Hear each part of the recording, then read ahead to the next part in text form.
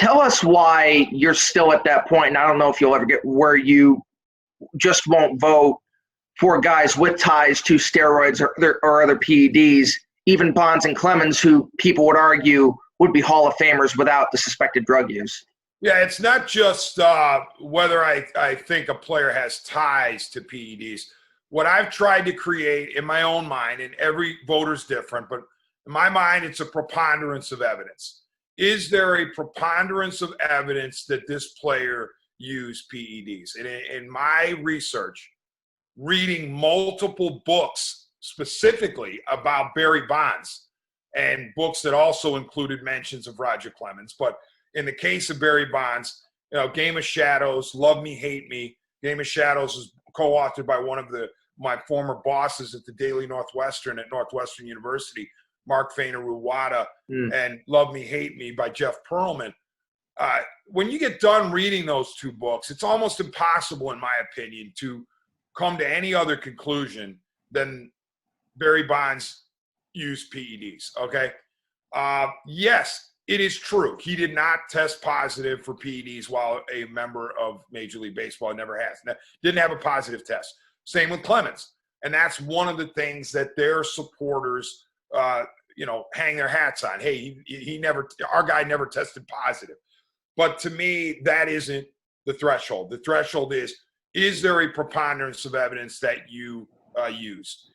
There's also the positive test threshold. I mean, if you tested positive, as Manny Ramirez did multiple times. Yeah, twice, I believe. Yeah, you're automatically out in my book. So, and by the way, when I take this stance, I'm not taking it from the bully pulpit like I'm holier than thou, and I think every player in the National Baseball Hall of Fame is squeaky clean.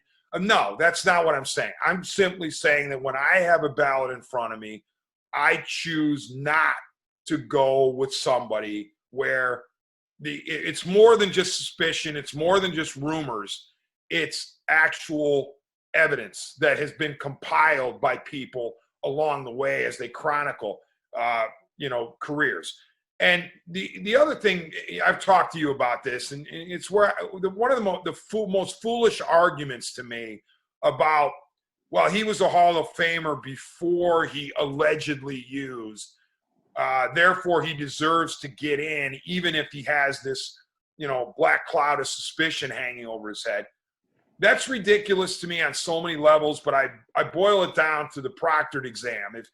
If you're taking an exam that's proctored, whether it be a standardized test or a regular test in school, and let's say you have 100 questions, and you breeze through the first 98 questions, and it's a perfect score. But on the 99th or the 100th question, you decide to cheat, and you look on a colleague's paper, or you look at your crib notes in your hand or what have you, and the proctor busts you for cheating. What do you think the score is going to be on your exam? What are you going to get? Are you going to get a 98? No, you're going to fail. Right? Absolutely. So it's the same concept to me with the Hall of Fame. I don't care that you were on track to be a Hall of Famer before you allegedly used. The fact that you allegedly used or have a preponderance of evidence next to your name, that disqualifies you. It's as if you're at the end of the exam and you cheat anyway, you're going to fail that exam. So, and the other thing too, Tyler, without sounding again holier than thou, because I'm not, I've got plenty of issues myself. One of them is not PEDs. Don't worry, I don't take PEDs. But what I don't understand is the evolution of the vote. In other words, when Bonds and Clemens, who are, what is it, year 9? Yeah. When they first came on the ballot, or maybe second, third year, a lot of, their vote totals were low.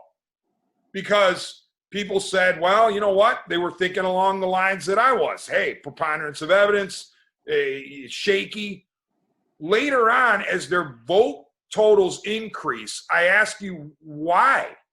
What has changed from, let's say, years 1, 2, and 3 to now? Why would you soften your stance when you originally thought that these players had enough suspicion surrounding them.